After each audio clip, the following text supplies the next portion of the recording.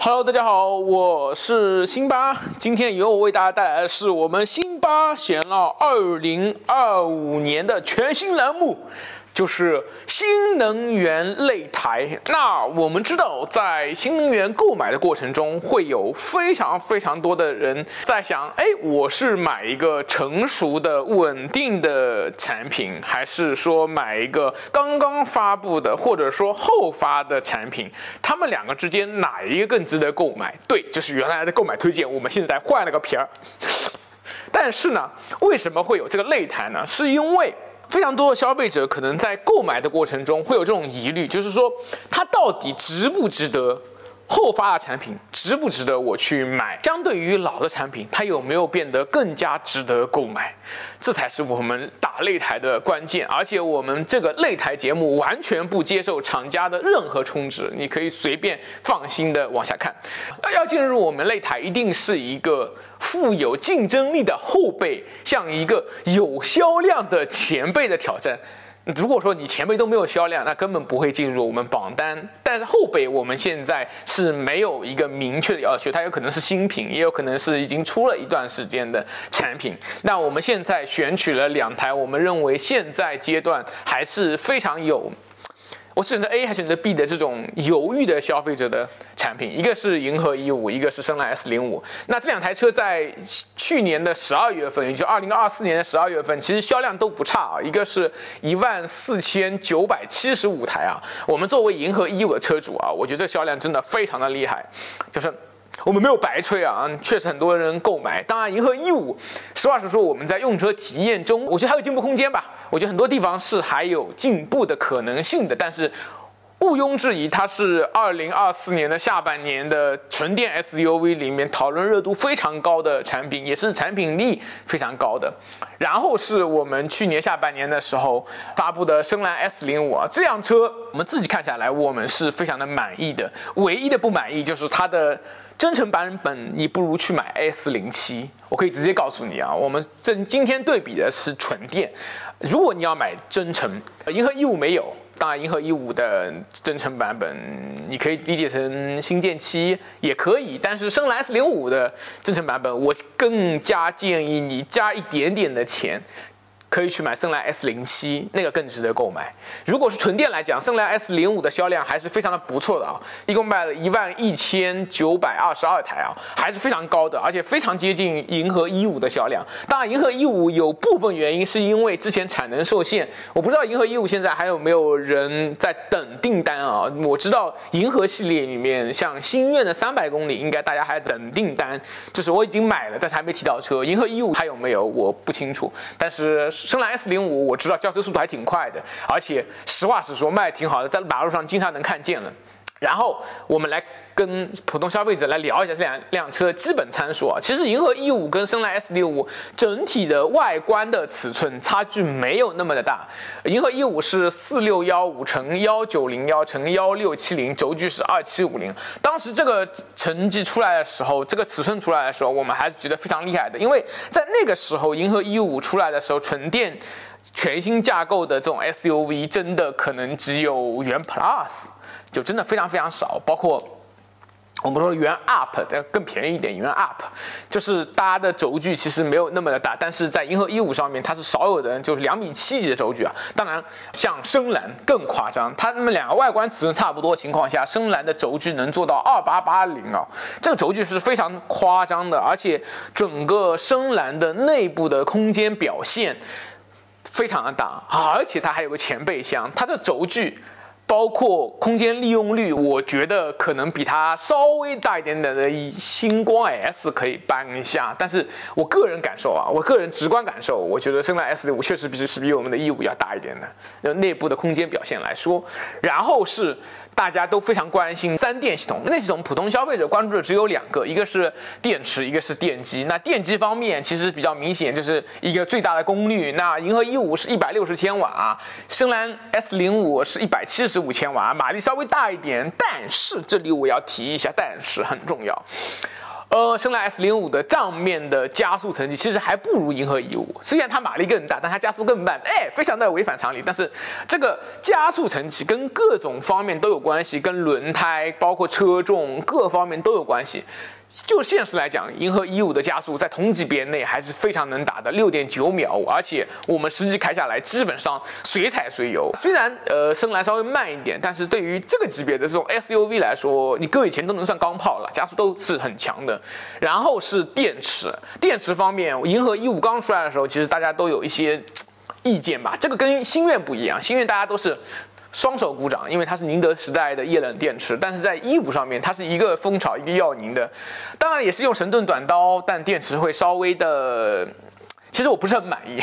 实话实说，第一个是有在混装情况，我觉得如果说单用蜂巢，单用耀宁，我都能更加接受一点，因为单一的品牌的电池，我觉得会更加的稳态一点。那实话实说，那它是采用一个混装的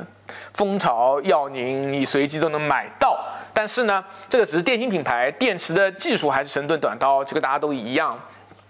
这一点我觉得深蓝 S05真的很能打，它应该是同级别内用电池用的最好的，应该是没有之一的。就是同样12万个价格里面，它是用宁德时代的最先进的，应该是现阶段啊这个价格内最先进的，用的是一个3C 的金钟罩电池，就是宁德时代的磷酸铁锂，而且是液冷的。这个我说实话，宁德时代的在这个级别内还是有一定的号召力的。实话实说，这个我要说一下，就10万以内，可能大家只是一个品牌而已，差距没有那么大。但是到就是更高规格10万以上，甚至20万以上，电池之间就开始有差距了，比如3C、4C、5C 有明显的技术差距了。那确实是宁德时代更好一点，这一点也是深蓝 S05比较强势的地方。然后是配置上面，我们做了一个配置推荐啊，因为你可能之前没有看过我们节目，那我现在也会告诉你，这两个车型，如果说你今天要买，我们最推荐的是银河E5的530的探索家版本，也就是我们自己买的那个版本，135800，这个版本是整个银河里面确实也是卖的比较好的。我们去问了一下，我们宁波地区应该最走量的就是这个探索家版啊，买人最多。这一点我想说一下，其实我觉得银河E5卖的好的原因啊，就是它有400公里的版本，就是很多人可能我没有那么长的续航的需求，我可能400公里也够了，但它有更便宜的选择，这个反正根据你自己需求来。如果说让我推荐，我觉得530的探索家版是属于一个基本上你配置上面挑不出毛病，该有的都有的这么一个版本，我是比较推荐的。如果400公里版本是买心愿未尝不可啊，当然看每个人的需求。然后深蓝 S05我是最推荐510的 Max 版本，130900啊，它本来是应该135900啊，但是现在新年应该深蓝 S05是有优惠的，有官方的5000块钱的补贴，也就是130900。这个呢价格反正只是作为一个参考，如果你们当地银河E5或者深蓝 S65有特殊的价格，你就按特殊价格来。我们说的只是一个官方的价格，130900。这两个版本我们都是最推荐的。这里要说一下深蓝 S05的配置啊，其实深蓝 S05的最低配版本我们是非常不推荐的，那个只有4个气囊。那如果是在中配版本以上都是6个气囊，就是高配比中配多的差价1万块钱，但是多的东西我觉得还是蛮重要的，而且非常值，所以我更加推荐你直接买510的 Max 版本。倒是 Ultra真的不建议买，其实意义不大，真的意义不大。特别是上面一个摄像头的那个选装包，我就没见过谁选，就非常离谱的东西，千万不要选，千万不要选。OK， 讲完这些基础的概况，我们说擂台嘛，那我们总要分出一个高低。那我可以说这两台车有一点是比较好的，就是他们两台基础素质我觉得都做得不错。就是本质上两台，如果说你作为一台家用车，你自己去用它，你要故意去挑它的短板，其实都不太能够挑到。我觉得如果我自己用下来，包括我开过 S05，一定要挑一点点小问题的话，我觉得他们的运动性方面都还有加强的空间。够婉转了吧？就运动性方面还有加强空间，同级别有更好的存在。但是如果说从一个家用车角度，比如说我只开银河E55，比如说我只开森兰 S05，那你说他们两个能不能完成你家用车这么一个水桶车，没有任何的问题，包括内装、用料、豪华程度、配置程度都够用。如果说银河E5作为一个老的擂主，它有什么优势呢？就是第一个是销量和口碑，这个其实对于普通消费者来说还是一个非常重要的点，就是销量一定是让更多的人知道，然后呢，你周围的人不用说特地给你去介绍，特别是吉利品牌，对吧？深蓝，对吧？大家还要抢一下长安，那吉利银河现在卖的还挺多的，特别是像现在的星愿啊、银河E5啊大卖以后，那确实它的销量跟口碑那还是比较好的。实话实说，我周围特别是买星愿的，特别是买银河E5早批次的，除了后面有更多的新品觉得心里痒痒以外，就用车角度大家还是非常的满意的。然后呢，另外一个是加速，它的6.9秒啊，确实比 S05要更快一点，然后这一点也是比较好的。Flyme Auto 这个 Flyme Auto 还是龙鹰1号啊，这个是龙鹰1号的。当然，你说跟隔壁的815，可能还是815更强一点。哪说哪了，我个人可能觉得815可能更强一点，但是龙鹰1号绝对也不是一个不好的车机啊，也是一个比较强的车机，而且我们自己在用完全没有卡顿的情况。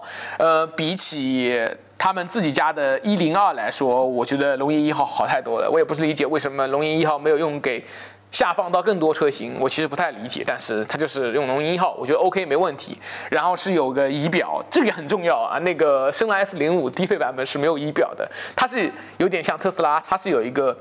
就是中间一块屏幕，但是它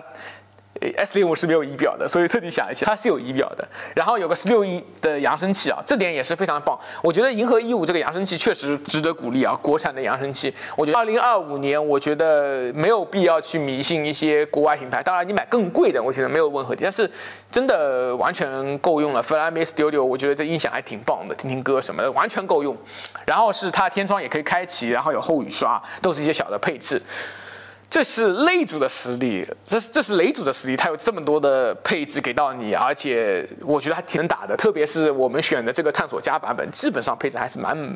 猛的，而且续航也很长。它是一个530公里续航啊，毕竟友商只有510嘛，还要少20公里。就是如果说在20公里换了一个3C 快充，我会换的。这个我觉得还实打实说。然后是那个 S05的优势 ，S05作为一个后发者，你的配置一定要比老的E5，就老的车型要更多，对吧？不然你怎么去打擂主呢？我觉得你打擂主一定要，对吧？出拳够猛，对吧？你一次性要补到人家原来没有防备的地方，某些东西他没有防备到，然后你给他一拳，对吧？把他打趴，这才是 S05该干的。那我说他该干的地方，我觉得有一点很好，就在于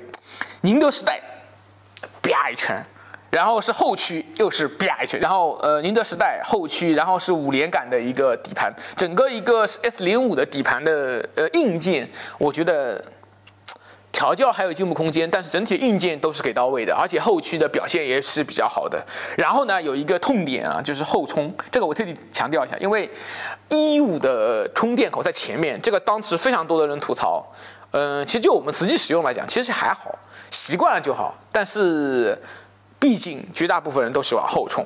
你看那个 S05也是啪后充，然后呢前雷达又是啪，就是我觉得 S05的这些